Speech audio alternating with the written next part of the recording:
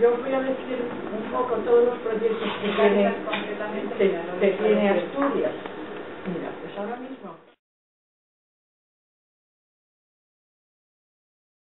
porque muchas veces se piensa que todo se soluciona con dinero, y hace falta, pero hace falta que se ve un poco la persona, que des un poco de tu tiempo, de tu vida, y que sientas inquietud por eso. Además, no os imagináis lo gratificante que es.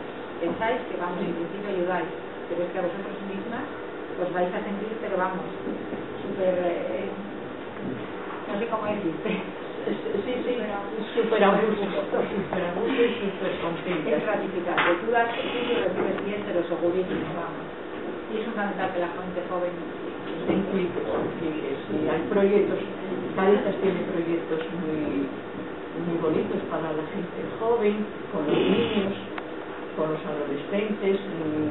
Aquí concretamente en Avilés hay en la zona de Versalles y de la Magdalena hay dos grupos que se llaman Colores y Parchís, que recogen a esos niños que salen de la escuela y del colegio, trabajan, que no tienen dónde estar, y están allí con ellos, les enseñan, les ayudan a hacer deberes, les dan a veces un bocadillo, y están recogidos los niños, y eso está más seguros y están con gente joven, porque también muchas veces las personas están más a gusto con gente más próxima a ellos, que por ejemplo que conmigo.